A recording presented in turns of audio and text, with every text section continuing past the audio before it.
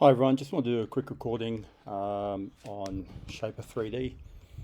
It's for students who perhaps have never used it before, or you may have used it and you're looking to construct your project. This first video is going to be, it's a series of videos on building the deck chair. And what we're doing is we're using the orthographic drawings to then create the model. And the orthographic drawings are the ones that you have been or will be using in the workshop to construct your project. Just on that sign there, I just clicked remind me later. Don't want to update the program just yet because we all want to be on the same version. First thing you need to do when you're on the home page here, come across up here to the plus sign and it'll create a new screen for you. What they want to do, the projects or the components of the deck chair, they're all basically rectangle pieces of timber. They're much longer than they are wider and particularly thicker. So the first tool we're going to use is come across to the sketch tool over here. This is where all the main tools are that you'll be using. Come across to sketch, select rectangle and make sure it says diagonal.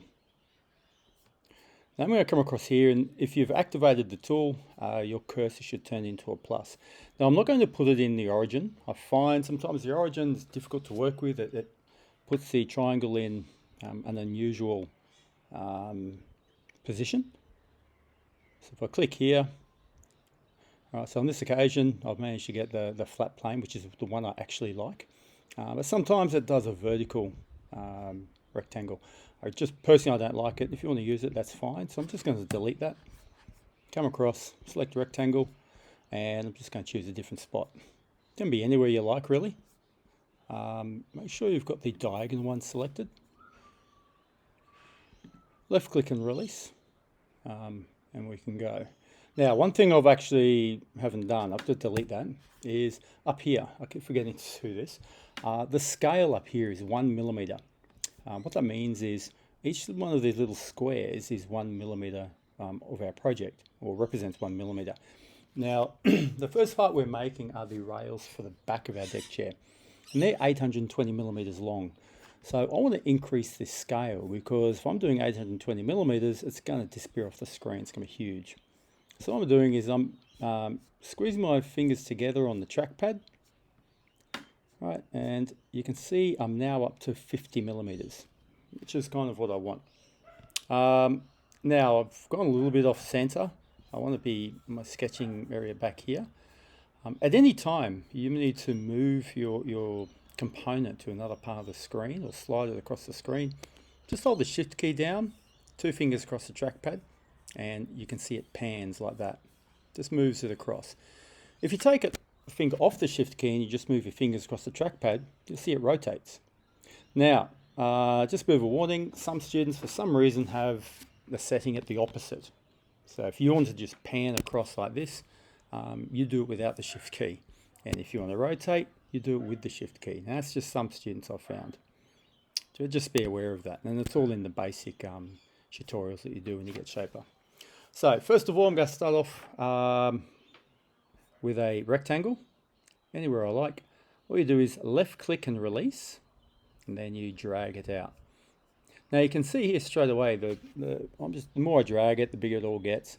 The 730 millimeter dimension is highlighted. That means I can actually adjust that. All right, just by typing straight onto the keyboard. I don't need to try and put my cursor inside that box. I just type straight away. So I'm going to type 820, return. And now you'll find the other dimension is highlighted. And the other dimension we want is 42 because this bit of timber is 42 millimeters wide.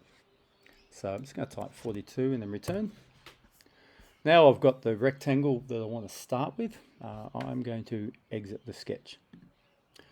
That's a 2-dimensional object. What I'm going to do is I'm going to put my mouse over it and left click. And you can see over here, it chooses the extrude tool for me. That's kind of a default. What it assumes is that I want to actually drag this up and give it the 3rd dimension, which is its thickness. And it assumes that because this is modeling software. Its job is to create 3D objects. So right now we've got 2D object. So I left click and hold. I drag it up. Now I can drag it up as much as I want. It doesn't matter. I release it. This box here is still active. You can see the numbers are in that shade of blue. and the timber is 19 millimeters thick. So I'm just going to type 19 and return, and it snaps back to 19. And then I'm just going to click off. And now I've got the first bit of timber I need for the back rail of the deck chair. Now, looking at the orthographic drawings, I'm going to spin this around so that I am looking at the edge of the bit of timber. Okay, the 19 millimeter thick edge of the timber. I don't want to have the face, all right, I want to be looking at the edge. Zoom in a bit, put my cursor over it, and you see it highlights it. If I press the space bar key, it turns it into a sketch pad. All right, so now I can do some stuff. We need to, first thing we need to do is create the first joint that we've got, which is 105 millimeters in from the right side. So what I'm going to do is come across, I'm going to exit the sketch, come down to tools, and I'm going to select the offset edge tool. Now what I need to make sure for this purpose is that it's set to single. If I click on it, you can either do loop or single. They do slightly different functions. I need to make sure I've got, for this function, I've got it on single. I'm then going to zoom in so I can see where I need to go. I need to go right to the edge here and left click, and then get arrow in. What I'm going to do, I'm going to drag, I'm going to create another line, the same size and length as that, 105 millimeters in from the edge. So I need to left click and hold. I'm going to drag it in. You can see I create another line.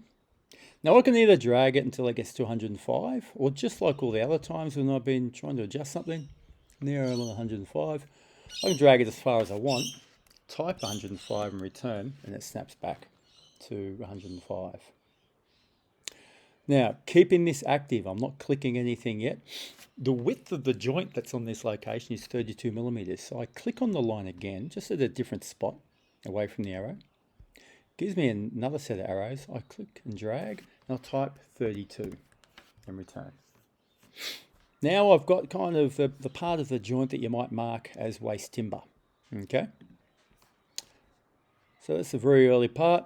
What I'm going to do now, this particular joint is 5 millimeters deep. Okay, so I'm going to just rotate it. I'm going to click on that face, and you can see it assumes I want to kind of extrude it, either drag it out or make a cavity. I want to make a cavity, which means pushing it into the timber. I'm going to just hold on that arrow pointing inwards. I'm going to drag it in as much as I want, it doesn't matter. I'm going to type 5, and it snaps back to 5 after I've pressed return. All right, so now I've got my first joint. Now I'm going to repeat the process, except slightly differently. This back rail, if you're looking at your plans of the back rail, you'll see the other joint is on the other edge. All right, so what I need to do is turn this bit of timber around, and again, put my cursor on it, press the space bar, turn it into a sketch pad. Now this time, this joint is 30 millimeters in from the edge. So I'm going to make my marker first, 30 millimeters in. Exit my sketch there, go to Tools, Offset Edge, make sure it's set to single. Click on that edge, left click and hold, drag it in 30. So I'm just going to type 30 and return. I know something's gone wrong there. Now, if something goes wrong, which I kind of did there, you can always go up and go to Edit, Undo, or hit Command Z. And you see the last action I did has disappeared. All right, I wasn't convinced by that sound, so I'm going to try this again, in case I've done something wrong. Left click on the edge, drag it in, type 30 and return. Okay, feeling a bit more comfortable. I'm not done yet. Go to the line again, and the joint is 32 millimeters wide. So I'm going to left click on the line again, drag it out 32, press return. Now I'm done. I've now got two lines using my offset edge tool in exactly the positions I need them according to the orthographic plans. Now this joint, if you look on your plans, is 10 millimeters deep. So I'm going to click on that face. These extrude arrows appear. I'm going to left click and hold, push them in. I'm going to type 10 and return, and then click off it. And you can see we've now got our two joints. The last thing we need to do to this bit of timber is create the angled cut on this side. Make sure it's on this side here, because that line there is 105. If you want to check dimensions, you can click on the line, not the face, but the actual line, and you'll see a value appears down here, telling me I'm 105 in from the edge, which is exactly what needs to happen. Now, you'll see that the short edge, when I need to make my cut, I need to make it so that the short edge is above this particular joint. That's 105 in from the edge. Okay. If you want to, you can left click and hold on that edge to remind you so that it stays there.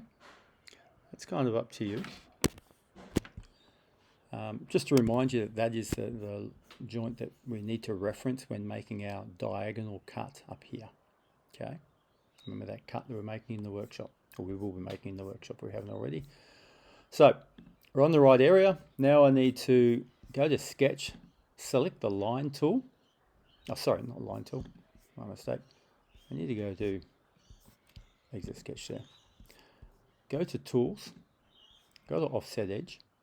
Now the short edge up here, when I say the short edge, it's the one that's going to be shortened as a result of the cut, is 795 long up here.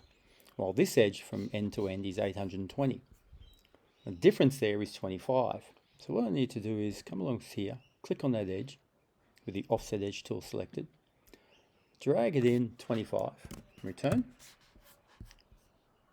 and then hit the Done key.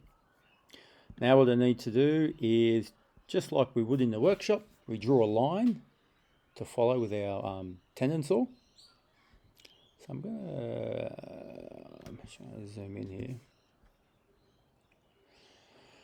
When do you see edge there? So that you know that you're on that line. If you don't see edge, it means you're not quite on the line, all right, and you won't get the proper effect that you need. So make sure it says edge. Left click and hold. Drag the line down until it gets to, tells you that plane intersection. You're at the intersection there, and then double click to close off that line. You must double click. If you just do single click, then when you move your mouse, you won't. It won't close off. It'll just start drawing another line. Now what I've actually noticed there is it hasn't actually drawn the line where I wanted it to. Something odd has happened. Hopefully it didn't happen to you. Gotta go back. Gonna edit, undo. This is a good way of demonstrating.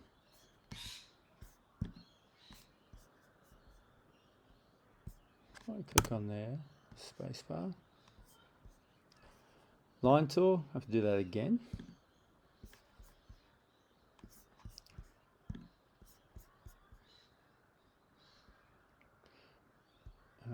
Endpoint. Okay, the line is active. I think what my problem was, the line wasn't active. It wasn't highlighted, so I didn't actually automatically detect the intersection here. What this software will do is, where there's obvious point, and you can see up there those little white circles at the junction of the line and the horizontal, it will snap to it once you get close to it. It assumes that's where you want to go. So it's telling me I'm at endpoint there, so I double click, close it off. Now, if I zoom in, you'll see that that line goes from the exact corner up to my reference point that I wanted. Now, if I wanted, I don't need this line here anymore. I can get rid of that. So just click on it and then hit delete. Now I'm going to exit Sketch. What I need to do now is I want to get rid of that section of timber. That's the waste timber that we talk about in the workshop. You colour it in so that you know to cut to the waste side of the line and then to discard it or put it in the recycling bin. So for this one, we're just going to click on it, push down those arrows, just keep pushing down until it disappears, and then press return, and then just click off the screen. You often see you'll be left with these lines and ghost lines and things like that. I just click on them, delete, click on that there. All right, and now that's our back rail, our first component completed. And we need to make two of them, but we're not going to go through all that again. We're just going to copy it. So what we need to do is just get to it, double click on it. Now you see they've got these movement arrows. We can rotate it, we can move it that way or that way. We can move it that way, and we can actually move it that way as well. But what we actually want to do is copy it. So if you see this little copy icon, which you should, make sure you click that and then move it. And now we've got two of these back rails. And that is the first video, making the back rails of our deck chair. In the next video, we're going to be making the braces that connect the two back rails. And then that will be our virtual, the back of our deck chair done. All right, I'll see you in the next video.